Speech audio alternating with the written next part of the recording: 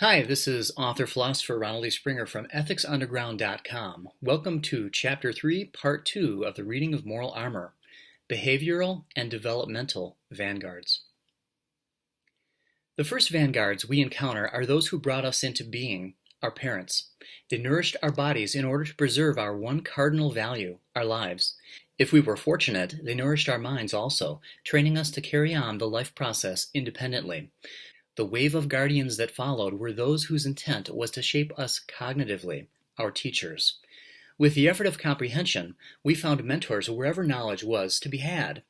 It was their contribution that taught us how to carry out a rational progression from 2 plus 2 equals 4 to understanding the wavelengths of light and to convey that knowledge. They fostered our ability to identify what is and what isn't a correct answer in order to make decisions wisely in any context of our future lives. In school, the right answers and actions led us to good grades. In life, the right answers and actions lead us to prosperity. If they taught well and we paid attention, we then joined the world of production, the real world, of the life sustainers, where one's capacity for profitable actions is put to the test. We gain full competency by emulating the vanguards who do their jobs well. Upon mastering the realm of sustenance, which is to maintain profitability by outpacing what one consumes, we are free to rise to the limit of our ambition. Then we become the vanguards automatically by doing all that is required of one, by setting a sound example. There are clearly a lot of should-bes and ifs in the above paragraph. Those who should be our protectors are often our corruptors. Some of us owe our very existence to a knee-jerk response in our parents who sought children as a neurotic version in an attempt to fill the void of purpose. Lost on their own, such parents aren't aware of what kids need cognitively, and as a result can be abusive and neglectful. We all know of the dreadful records our public schools have, risking the quality of their lives and the future of America by putting a child's emotional state ahead of his cognitive structure, his very means to achieve self-affirming emotions. Executives and workers are often as inept as they are intelligent.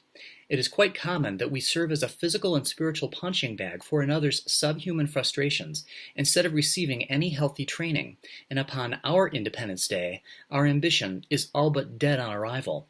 But it remains true that the role of parent, teacher, and life generator are all meant to be the developmental guardians of the human race.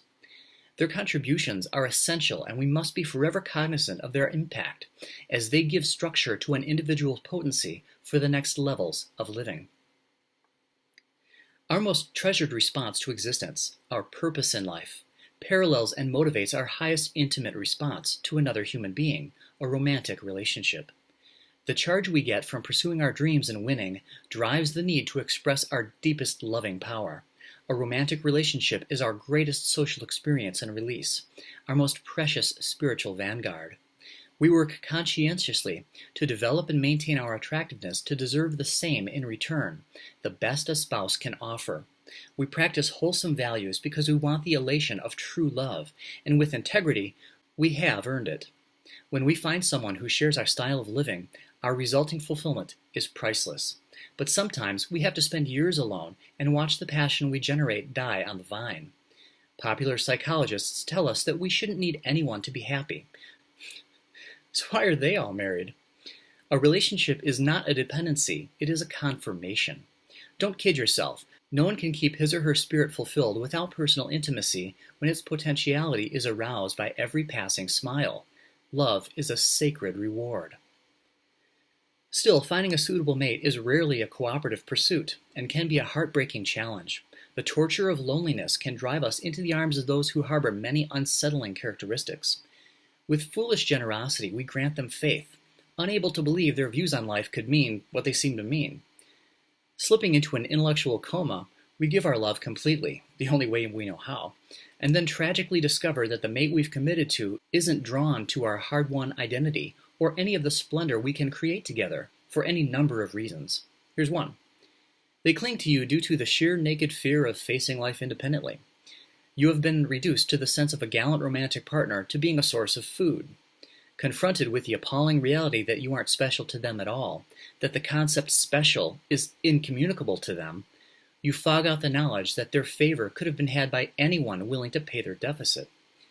With your last remnants of faith, they'll change. You continue to pretend that their mental range isn't one meal away from death. Equating your tolerance with weakness, they lose respect for you and attempt spiritual domination to secure their position. This leaves you to question, how does the one who professes to love me consistently take actions of hate? A being spurred into action by negativity, yet passively indifferent to intimacy.